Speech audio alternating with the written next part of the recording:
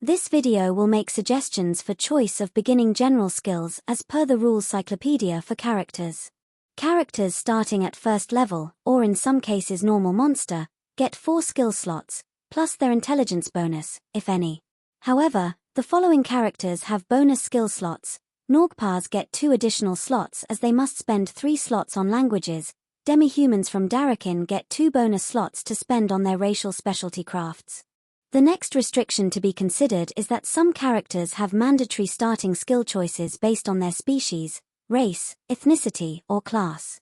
These include Alfheim elves, Dengar dwarfs, Northern Reaches characters, Verdia elves, Medita elves, Vialian elves, Minrothadan humans, Quickhand halflings, Stronghold dwarfs, Ethengarians, Shadow elves, Children of Etruagan, Children of the Tiger, Alphatian and Thyatian clerics, Alphatian and Thyatian dwarfs, Sheer elves, foresters, wood imps, dryads, fauns, seaow, leprechauns, pixies, sprites, puka, gnomes, Norgpar, aquatic elves, Nar, Kopru, Mero, Sharkkin, tritons, sea giants, and nixies. Now we shall rank the top 20 general skills. Before we start, here are some honorable mentions that did not make the top 20. Mysticism is a wisdom-based skill that allows characters to associate symbolic items or rituals with a particular immortal. This can avoid causing offense to that immortal and their followers or to glean additional information not readily apparent to the unskilled. In contrast to the ceremony skill, which is restricted to one immortal, mysticism affords general knowledge of the immortals. It would suit clerics, shamans, shamani, and mystics. The craft of Fletcher can be chosen as an intelligence or dexterity-based skill. It allows some arrow recovery and the crafting of arrows either to save money or when ammo is low in remote areas, as long as the necessary materials are available. This skill would suit elves, halflings, thieves, wokens, and foresters. Animal training, choose one type, is a wisdom-based skill. It is not essential, as animal trainers can be hired. However, it can save on costs and does not require the continual presence of a hired trainer. It would suit clerics, shamans, shamani, and mystics. Let's start with the 4th tier band of 5 skills. Number 20 is navigation. Navigation is an intelligence-based skill and would suit elves, magic users, and wokens. It is not helpful for dungeon crawling, but will probably be required prior to next skill choice at 5th level during wilderness and ocean exploration. Lacking this skill can be overcome by hiring a ship's navigator or an experienced guide. Number 19 is disguise. Disguise is an intelligence-based skill that would suit magic users, wokens, and elves. It allows impersonation of a specific individual or an individual associated with a certain group. However, its effectiveness is dependent on wisdom checks of the victims of the deception. Use of mimicry with disguise may penalize the victim's wisdom checks. Disguise requires appropriate clothing, wigs, and makeup, so it is more of a planned use of a skill than one that can be triggered in reaction to a situation. Number 18 is mimicry. Like disguise, mimicry is an intelligence-based skill that would suit magic users, wokens, and elves. For espionage and deception, mimicry in combination with disguise would increase the chances of success considerably. Mimicry facilitates impersonation of an individual, more convincing foreign accents and unsuspicious animal noises for signaling. Number 17 is alternate magics. Alternate magics is an intelligence-based skill that would suit magic users, wokens, and elves. It allows identification of magical non-spell abilities of well-known creatures. This could give inexperienced characters an edge at low levels where they are less likely to encounter rarer creatures. Number 16 is alchemy. Alchemy is an intelligence-based skill that would suit magic users, wokens, and elves. Whilst the services of an alchemist can be hired in a settled area, that does not help whilst adventuring. Having this skill allows identification of potions, poisons, and other chemical substances. An alchemist with the proper equipment and materials could craft an antidote potion, given sufficient time. Now let's see the Tier 3 band of 5 skills, which involve mostly diplomacy-type situations. Number 15 is intimidation. Intimidation is probably the least desirable of the diplomacy-based skills, as it can leave the victims resentful. It does not work on characters of 5th level and above, or presumably creatures of 5 hit dice or more, or when it is clear the instigator is unable to carry out their threat. Number 14 is Detect Deception. Detect Deception is a wisdom-based skill, favoring clerics, shamans, shamani, and mystics. A secret check determines success. A successful check will pick up on any deception or will indicate there is no deception being used. However, if the counterparty is using the deception skill, the lower of the opposed skill rolls triumphs. Number 13 is Bargaining. Bargaining is an intelligence-based skill that would suit magic users, wokens, and elves. A successful check allows the character to receive the best possible deal. However, if the counterparty also has bargaining, the lower of the opposed skill rolls triumphs. Note that to achieve the best possible deal, it would require being open-ended about what would be accepted. For example, the bargainer would say, "What is the best price you could offer me for this armor?" rather than "I'll give you 55 GP. When the smith was willing to offer it for as low as 50 GP. Number 12 is Leadership or Persuasion or Deception.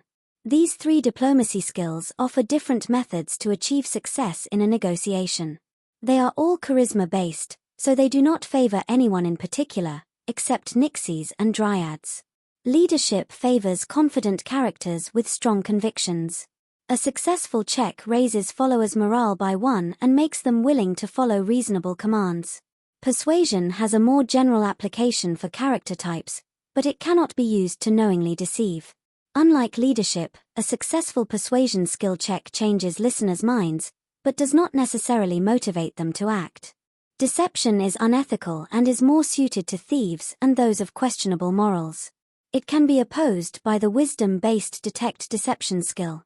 Number 11 is Escape. Escape is a dexterity-based skill that would suit thieves, rakes, mystics, and halflings. Sometimes there is no survivable alternative to capture. This skill gives the player some agency in escaping, instead of relying on mistakes of their careless captors. It would be beneficial if at least one character had this skill, just in case. Now let's see the Tier 2 band of 5 skills. Number 10 is Hunting or Snares.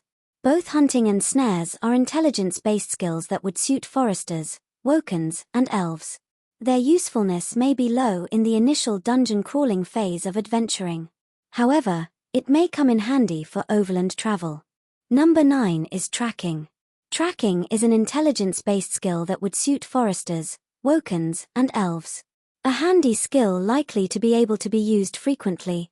Number 8 is Danger Sense. Danger Sense is a wisdom-based skill which would favor clerics, shamans, shamani, and mystics.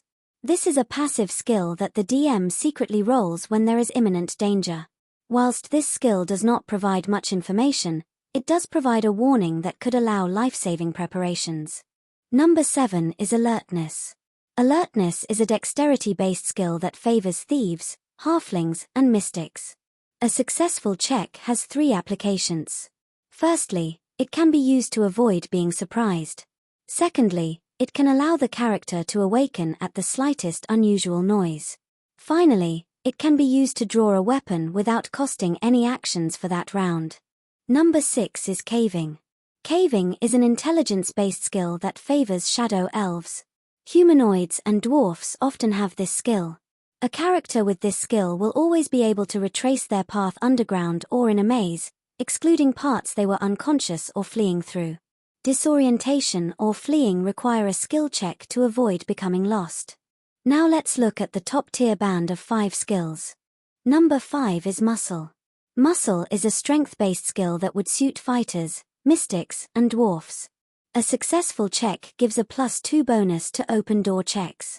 Labor, requiring heavy lifting, can be more efficiently organized. Number 4 is Magical Engineering. Magical Engineering is an intelligence-based skill that would suit magic users, wokens, and elves. A successful check allows identification of common magic items and the basic principles of unfamiliar magical devices. Number 3 is Appraisal. Appraisal is an intelligence-based skill that would suit magic users, wokens, merchants, and elves. Bonuses and penalties may apply depending on how familiar the item being appraised is. Skill checks are secretly rolled by the DM. A success means the item has been correctly valued. For failures, the amount of variance from the correct market value is based on the die roll. An odd number indicates a lower than market price, whilst an even number indicates a higher than market price. The amount of the variance equals 5% multiplied by how much the check was failed by. Use of this skill can save the characters a lot of money, even if they narrowly fail. Number 2 is healing. Healing is an intelligence or wisdom-based skill, suiting magic users, elves, wokens, mystics, clerics, shamans, and shamani. For magic users and clerics, healing skill probably comes from years of medical education. For the other classes, it is probably learnt from elders as natural remedies. As first-level clerics cannot cast spells, healing wounds is a major issue for beginning adventurers. Healing skill provides one way of treating wounds. However, if the healer is not highly skilled, it could be fatal as a failed check causes damage. Number 1 is riding. Choose mount. Riding is a dexterity-based skill that favors thieves, halflings, and mystics. This skill is not necessary to ride a horse over long distances under calm circumstances. However, successful checks are required for situations where the mount is stressed, like combat. Whilst dungeon-crawling beginning adventurers can get by without mounts, they will probably need them before they get their next skill choice at 5th level. For this reason, riding is a skill that all adventurers should have. This concludes our look at the top general skill choices for first-level characters. Let us know in the comments if you believe there are other general skills that would be more worthwhile than the ones we have chosen.